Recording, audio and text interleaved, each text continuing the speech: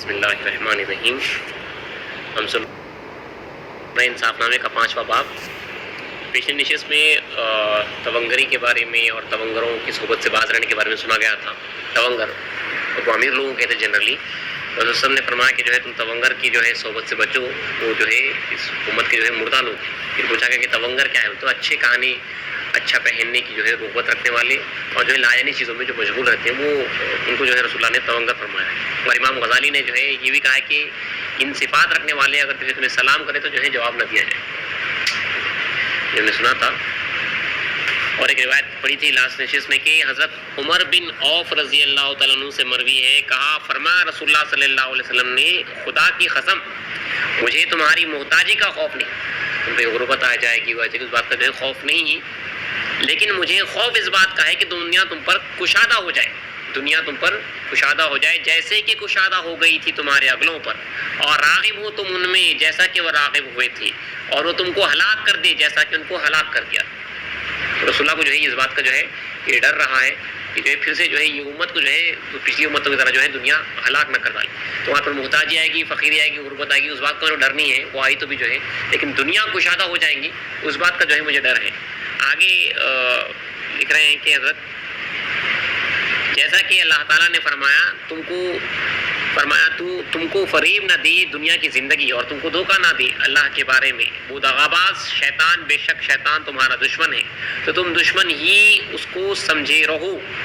کیا میں نے حکم نہ بھیجا تھا تمہاری طرف اے اولاد آدم کہ نہ پوجیو شیطان کو, بے شک وہ تمہارا کھلا دشمن ہے, اور یہ کہ میری عبادت کرنا یہی سیدھا راستہ ہے.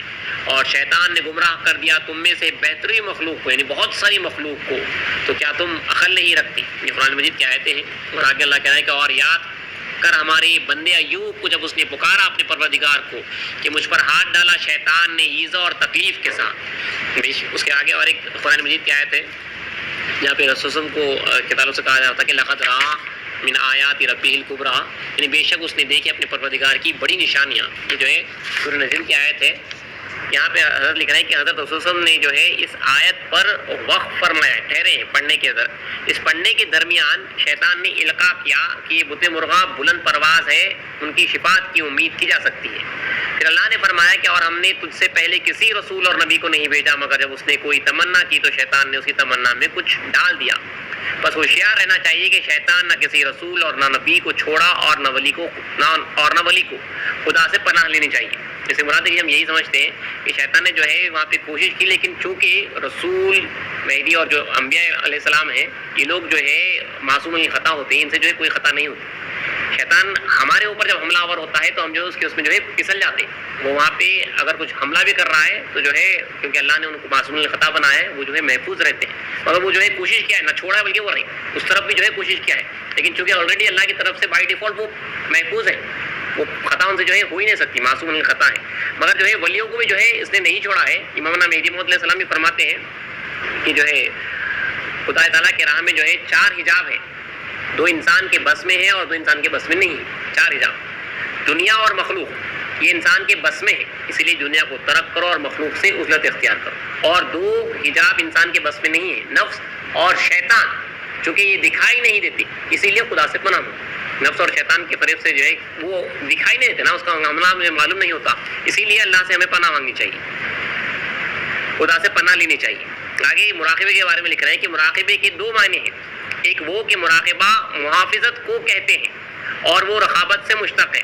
رقابت حفظ کو کہتے ہیں, یعنی حفاظت کو, یعنی دل کو ما سوا اللہ کے خطروں سے پاک کر کے, دل کو بچانا, اللہ کے سوا دوسرے جو خطرات خیالات آتے رہتے ہیں اس سے پاک کر کے اللہ کی یاد میں لگا رکھنا. اب ہم بولتے ہیں کہ مراقبے میں بیٹھے ہوئے مراقبہ کروں کے, تو یہی مطلب ہوتا ہے کہ جو ہے آپ کے دل کی حفاظت کرنا کہ اس کے اوپر جو ہے کوئی اور جو ہے خطرہ نہ ہے اللہ کے سوا. صرف اللہ آپ کو حاضر اور ناظر جاننا اور اللہ کے ذکر میں رہنا اور کوئی دوسرا خیال خطرہ نہ دینا, اس کو مراقبہ کہتے ہیں.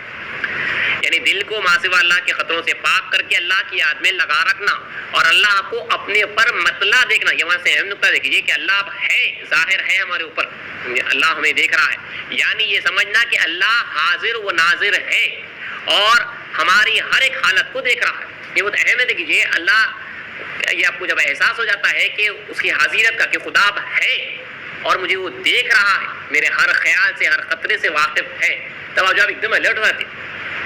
اپن جب اس کو یہ احساس جب ہونا ہے، ہمارا یہ احساس نہیں ہوتا، جب یہ احساس ہو جائے گا تو آدمی جو ہے وہاں پہ یہ خطرات سے، گناہوں سے جو ہے وہ محفوظ ہو جاتا ہے۔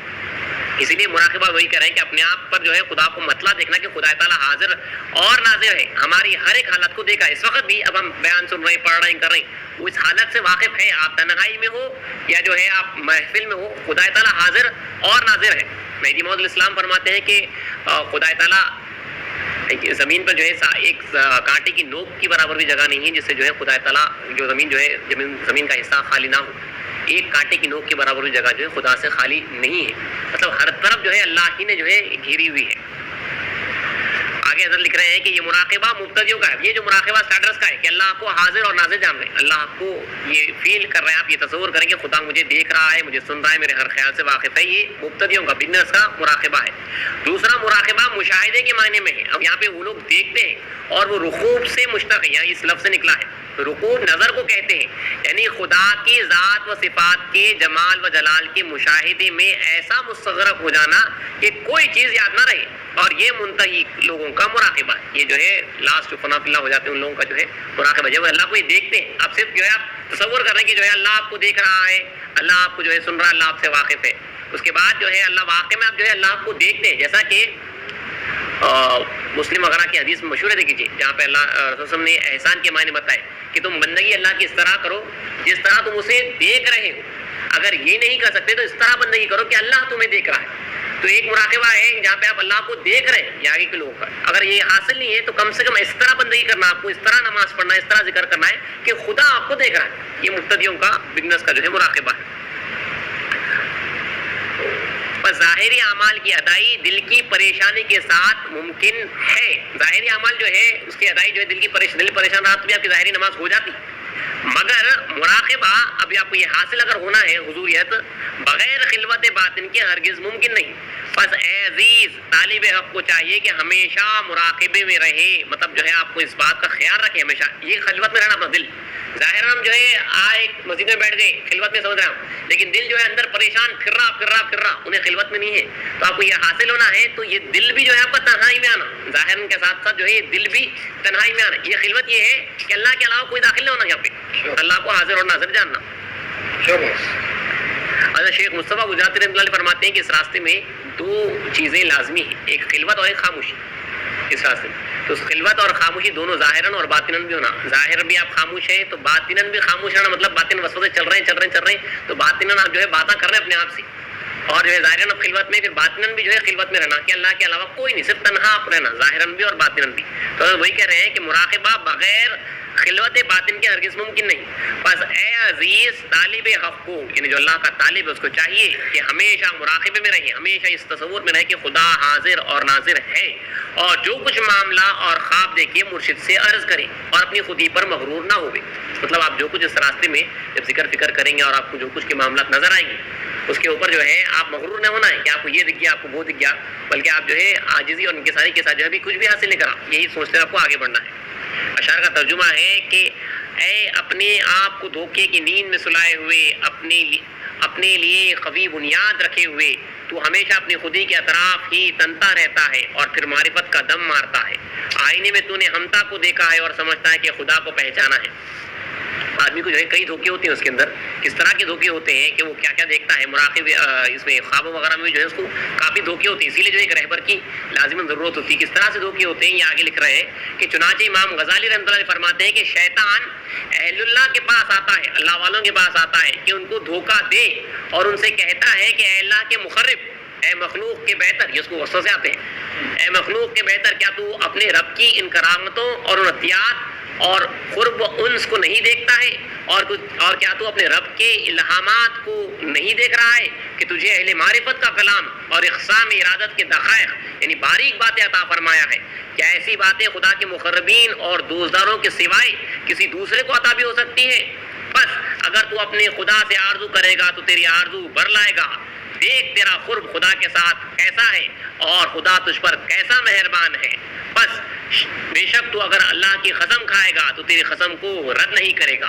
تو یہ وسوسے دیکھیے شیطان ڈالتا ہے اس راستے میں، جب اچھا ذکر فکر ہونے لگتا ہے، اب کیا اچھا ذکر فکر ہو گیا، کیا اچھی چیز ہو گئی، کیا اچھی اچھی چیزیں جو ہے معلوم ہوتے چلے گئے، اور راستے میں جو ہے جس جو آدمی جس فیلڈ میں ہوتا ہے اس فیلڈ میں شیطان اسے دھوکے دیتا ہے. اب انہیں بیٹھا ہوا ذکر میں ہے، اب اسے جو ہے برے خیالات بری باتوں کے جو ہے خطرات نہیں آئیں گے. وہ یہاں پہ دھوکہ دے گا، دیکھ تجھے جو ہے کتنا اچھا ذکر ہوا ہے آج، جو ہے تجھے جو ہے کتنے اچھے معاملات نظر آئے ہیں، اور جو ہے آج تجھے کتنا بہترین خواب نظر آیا ہے. اس طرح سے جو ہے، اور دیکھ لوگ تیری کس طرح سے عزت کر رہے ہیں، اور کتنے معرفت کے نکات جو ہے تجھے حاصل ہو رہے ہیں. وہاں پہ خود ہی میں آیا، پھنس گیا. اگر کچھ اپنے آپ کو سمجھا تو وہ جو ہے پھنس گیا. اسی لیے جو خود بینی کفر عظیم ہے، مطلب اپنے آپ کو دیکھنا کہ میں کچھ ہوں، یہ خیال کرنا گیا. اس لیے امام اسلام بھی فرماتے ہیں کہ جہاں ہے کر جانے وہاں نہیں کر جان، جہاں نہیں کر جانے وہاں ہے کر جان. یعنی اگر کوئی سمجھتا ہے کہ جو ہے کچھ ہے تو سمجھ کے تو کچھ بھی نہیں ہے. اگر جہاں ہے کر جانے وہاں نہیں کر جانا، آپ کو خیال آ رہا کہ جو ہے آپ کچھ ہے، تو آپ سمجھو کہ آپ واقع میں کچھ بھی نہیں ہے، اور آپ جو ہے بالکل نیستی میں آ گئے کہ کچھ بھی نہیں ہو، تو سمجھو کہ وہاں پہ کچھ نہ کچھ اللہ نے جو ہے آپ کو عطا کیا ہے. تو اس خیال سے بچنا ہے کہ اپنے کچھ ہونے کے خیال سے بھی جو ہے اللہ کی پناہ مانگنا ہے. اس میں شک نہیں کہ فرشتے تیری حرکات و سکنات عشتاً و سزا اور تیرے حسن احوال کو دیکھ رہے ہیں. بس اب تیرے جیسا خدا کا سچا خادم اور پکا وفادار بندہ کون ہے؟ تیری فضیلت اہل زمانہ پر غالب ہو چکی ہے. تو جس حالت میں ہے اسے لوگ کیا ہی غافل ہیں، اور ایسی ہی باتیں کرتا ہے. اس طرح سے جو ہے شیطان وسوسے ڈالتا ہے، حتیٰ کہ اس کو اقسام کے مکروہ و خدیت سے دھوکے میں ڈال دیتا ہے.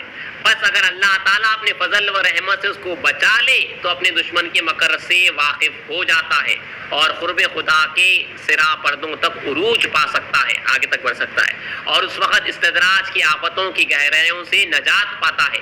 اس لیے کہ شیطان کو نور بن کر ظاہر ہونے کی طاقت دیے ہیں. جو بیچارے کے واقف نہ ہو وہ اس بات کا امتیاز یعنی فرق نہیں کر سکتے کہ آیا تجلی حق ہے یا شیطان دغا دیتا ہے.